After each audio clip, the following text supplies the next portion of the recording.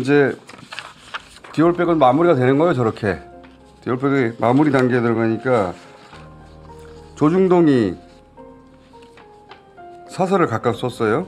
네, 뭐라고 썼습니까? 조선일보 사설 내용을 보면 국보법 위반 혐의로 조사받은 이력도 있는 최 목사를 대통령 부인이 대통령 취임식 만찬장에 초대해서 대통령과도 사진을 찍게 했다. 말문이 막히는 일이다. 라는 내용이 실려 있습니다.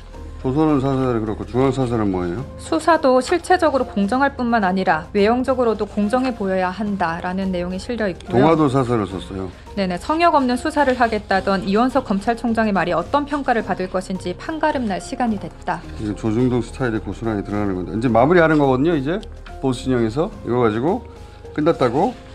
근데 조선일보는 최재형이 어떤 사람인데 통과시켰냐, 경호처에다 뭐라고 하는 것이고, 중앙일보는 외형적으로도 공정해 보여야 한다, 여론 신경 쓰라는 거예요. 그리고 실체가 아니라 동아일보는 검찰은 뭐 했냐, 성역 없는 수사한다더니. 근데 사실 조중동이 문제 삼아야 했던 것은 대통령 부인이죠. 대통령 부인이 이거 받아서 이렇게 된 거 아닙니까? 대통령 부인에 대한 얘기는 없고, 기관은 개인이 아니잖아요. 기관 때려도 안 아파요. 기관들 데리고 그냥 끝나는 겁니다. 그리고 마무리 수순인 건데, 국가인권위에서 이제 마무리라고 할 만한 포스터가 나왔죠. 추석날 선물 관련해가지고. 네, 지난주 수요일에 청탁금지법 포스터가 올라왔습니다. 네, 거기 보면 직무 관련하는 공직자에게 100만 원까지 선물이 가능하고, 공직자 보면 배우자에게는 금액 제한이 없다. 사실 예전부터 저렇게도 했어요.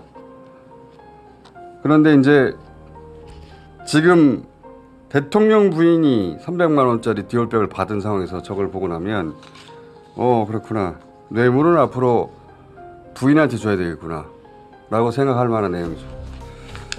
최재형 목사는 김건희 여사 면죄부에 대해 납득이 가지 않는다며 수사심의위를 요청했습니다. 이 디올백 수수 사건 피의자인 저는 김건희 씨와 공무원 관계에 있습니다. 그러나 저는 범죄 혐의 사실들이 청탁금지법 위반뿐만 아니라 주거침입죄, 유기에 의한 공무집행 방해죄, 스토킹죄, 심지어는 국가보안법까지, 명예훼손죄까지 여러 혐의를 저에게 뒤집어 씌운 상태에 있습니다. 그런데 검찰은 피의자 김건희에 대해서는 혐의 없음 처분을 하였는데, 최재형 목사에 대해서는 다른 범죄 사실을 이유로 기소할 여지가 있다고 하는 것을 저는 이 수사심의위원회에 다시 한번 강조하고자 합니다. 또한 저는 잠입 취재를 한 것이기 때문에 혐의 없음 결정이 나더라도 약간은 수긍할 수 있으나, 신청인인 최재형 목사의 행위가 직무 관련성이 없다거나 청탁이 아니라는 식으로 검찰이 판단한 것은 객관적인 사실관계와 상식의 반함으로 도저히 저는 납득할 수 없고 수용할 수 없어서 수심위를 요청하는 바입니다. 저는 윤석열 대통령 취임식 국빈 만찬에도 초대를 받고 취임식 행사에도 초대를 받은 사람이고, 처음부터 통일운동, 남북문제, 대북정책에 자문을 하고자 한다고 만남의 목적도 밝힌 바 있습니다. 직무 관련성이 부인될 수가 없습니다.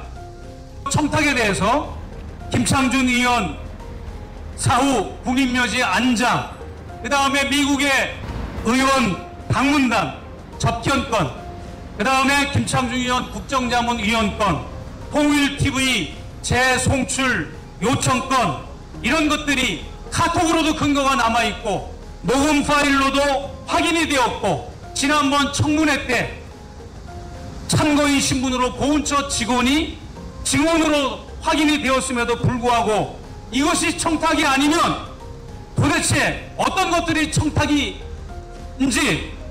납득이 도저히 되지가 않습니다.